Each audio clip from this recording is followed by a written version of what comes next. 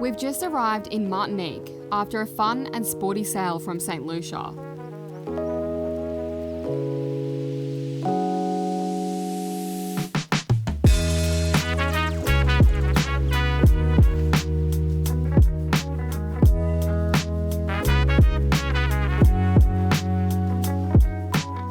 Martinique is an overseas region of France and, of course, one of the many French overseas territories.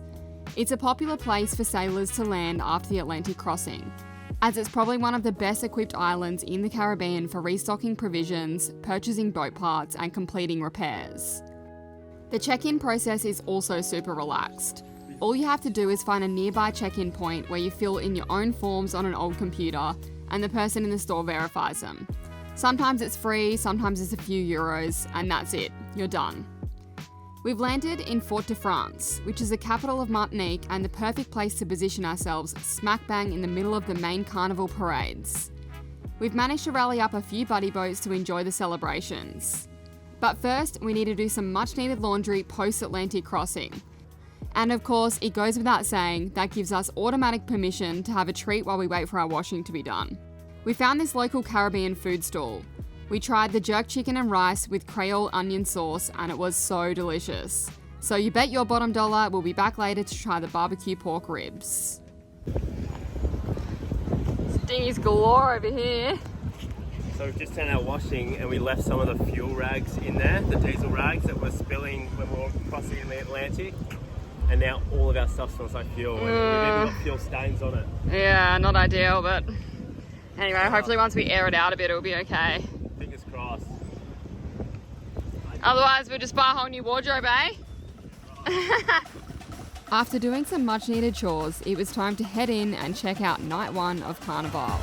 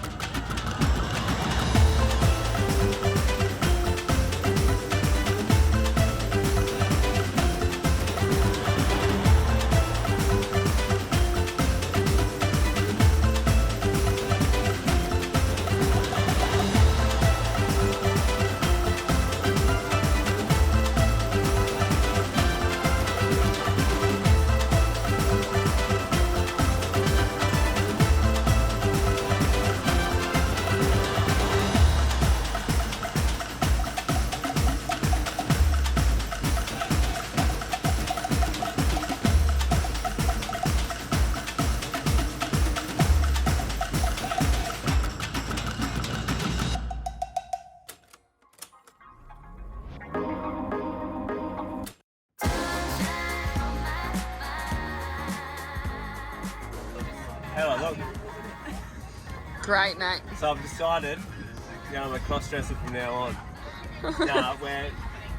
Today is cross-dresser day, so... Get myself prepped. Is it cross-dresser day, or...? Well, yeah, a bit of everything.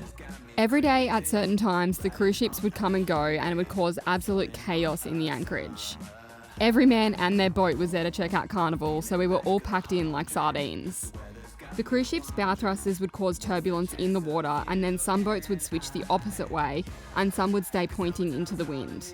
If you're a sailor, you know that's certainly not a good thing unless you have ample space around you. After the first day, we realised we basically had to plan our Carnival celebrations around the cruise ship arrival and departure to make sure we could be there to remedy the situation if need be. We were lucky where we were anchored, it didn't really affect us, but for a few of our friends, it was a little stressful each day. But I'm not going to lie, it was absolutely hilarious to watch the boys doing their manly jobs, driving the tender and pushing the boats around in their bikinis, wigs and dresses. Well, it's a bit of a sight seeing all of this serious situation happening when all the boys are dressed as girls, hey? Never thought I'd see that. And the look on people's faces coming past that may have not realised the dress code for the day was very entertaining. I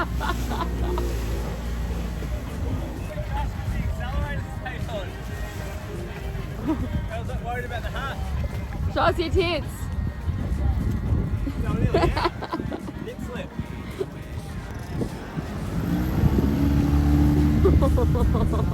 It looks so wrong.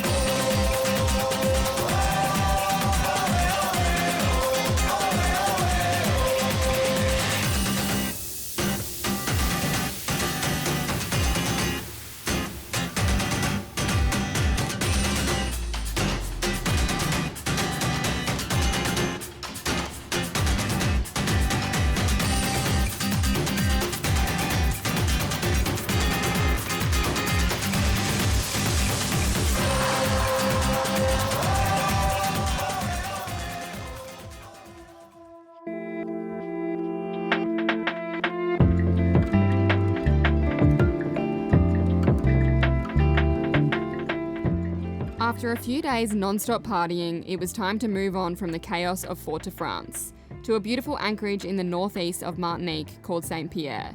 We'd spend a few days here relaxing, snorkeling and hanging out with our buddy boats. How is it? Delicious. Holy shit! That was hectic! He got it! How cool is it when you just, there he is, when you're just having breakfast and watching turtles off the side of the boat on your own home. Hey buddy! So we haven't cleaned the bottom of our hole since we put the anti-foul on, so today I'm going to check it out, give it a good clean, show you what it's like after 12 months now. We've got all these squiggly things from the Atlantic crossing. Pretty much all the boats we know that have crossed had the exact same thing. Like, they nearly look like snails without a shell. But yeah, I'm gonna try and go as light as I can with a microfiber, and if I can't use that, I will use silicone spatula. That should hopefully do the trick.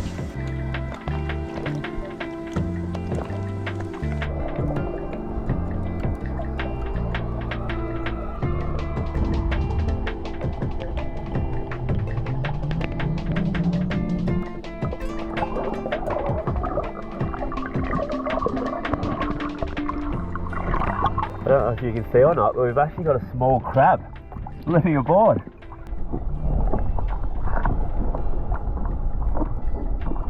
That's how much growth we have. It's really just the sides, the bottom's actually okay. We've also got these really cool little, I don't know what kind of fish they are, but they're literally tiny, and I don't know how long they've been living under the boat for.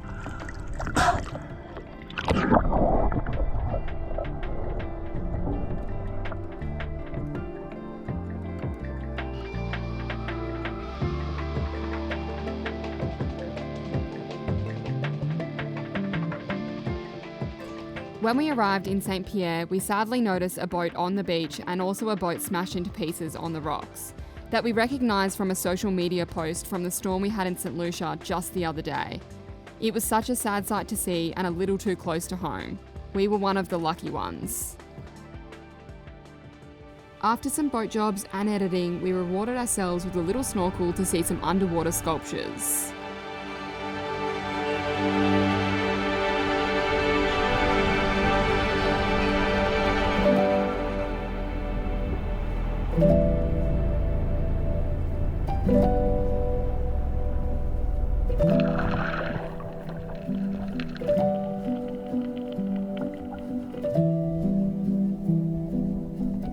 These underwater mermaid sculptures are intended to honour the sea and its myths, blending art with environmental consciousness. They are designed to celebrate the cultural heritage and maritime history of Martinique.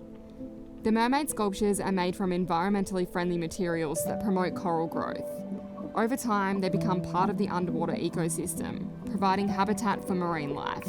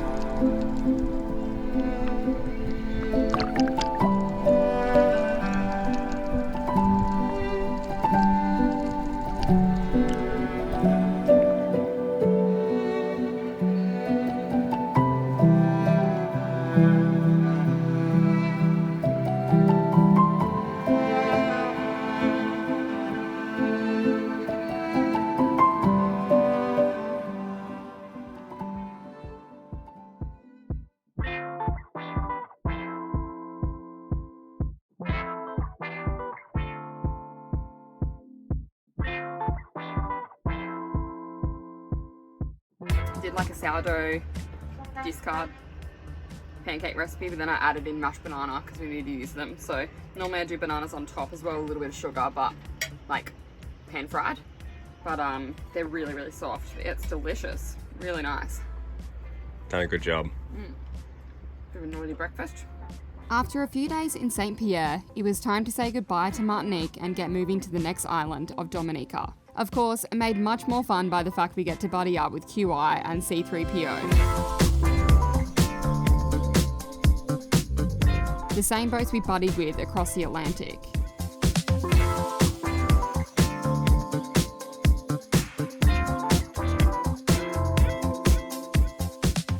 QI are attempting to move north through the islands pretty quickly before they head down to the Panama Canal and cross the Pacific back to Australia soon. But we're having way too much fun and just can't seem to let go of each other, so we're sticking together as a mini flotilla a little longer. There's Dominica. 9 nautical miles from our Anchorage now, so an hour and a half, 2 hours, and we will have arrived. Mid-late afternoon. We ended up skipping a few spots in Martinique to get to Fort-de-France in time for Carnival. So we're hoping to visit some new spots on our way back south for the hurricane season.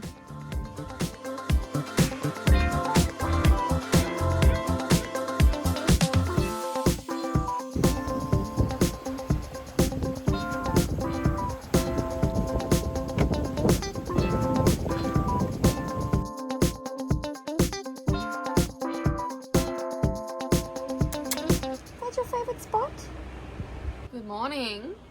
So we've had a little bit of a slow morning this morning. We're meaning to go check in and then get a bus to the waterfalls.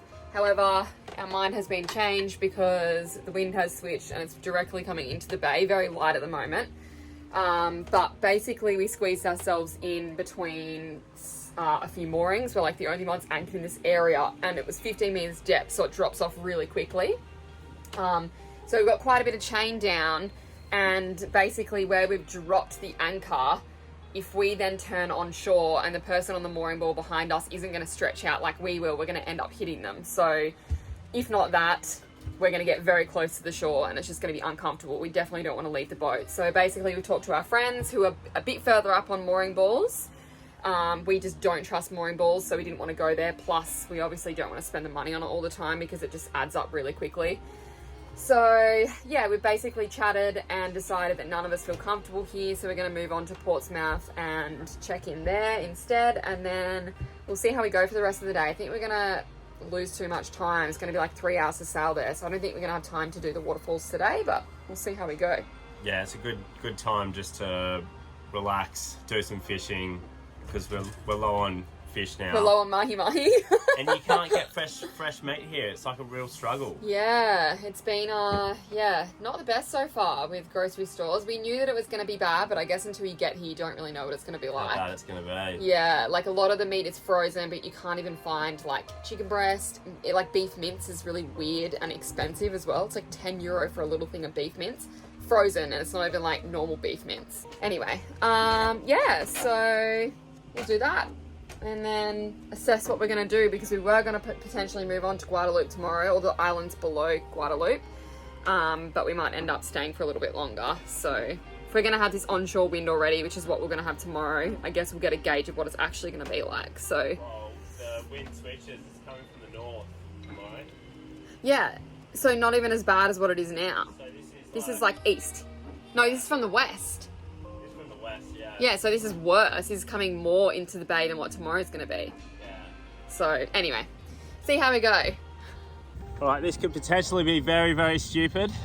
We're going to try and fix our spinnaker. When we took it down on the Atlantic, we couldn't roll it back up.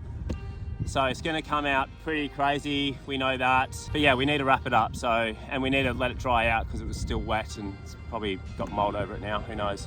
But yeah, let's do it. All right, you ready, darling? Yeah. Ready as I'll ever be. You nervous? Yep.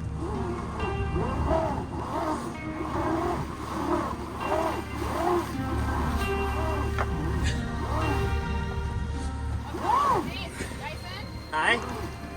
Right the wrong way. Yeah, it is.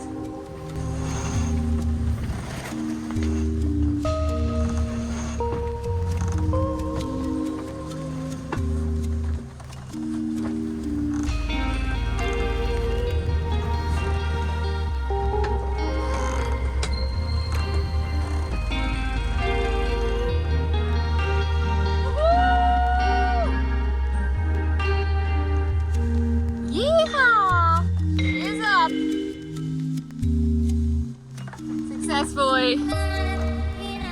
Had a few small issues to deal with, but pretty easy in the end, hey? Just the furling line was, or the... It's slipping inside the drum. Ah, so that's why. That's why it didn't furl. Okay, well now we know what to fix. But now we know what to fix. We can ask someone. Champagne sailing, darling. We can ask if we're going a little bit faster. Hey, 3.3 knots. We're going 5, 6. Yeah, it would actually. I agree. Be nice if we actually won a race. So our friends are both over there. They did leave well before us, but still. Yeah, it would have been cool if we left at the same time and they got the car hot. Yeah, then it would be a competition. We're definitely the slowest boat out of all of them. But we're also the smallest. But we're also the smallest. Yeah, we're versing a 50-foot canoe. Yeah, which are pretty heavy. They got a lot of stuff, but they're 10 foot bigger than us. Yeah, and then a 45-foot racer cruiser boat, and they just dominate us. What have they got? Do you know what it is? It's an Elan 45, but it's like sporty as. It's got a 2.9 keel and... It's real flat bottom. Yeah, it's... Yeah. Oh, so beautiful!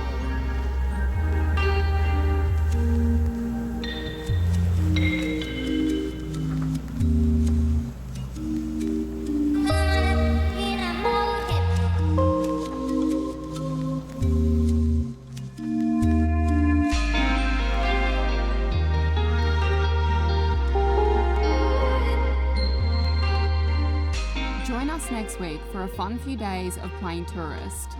We explore the Indian River by longboat and take a road trip to some epic waterfalls.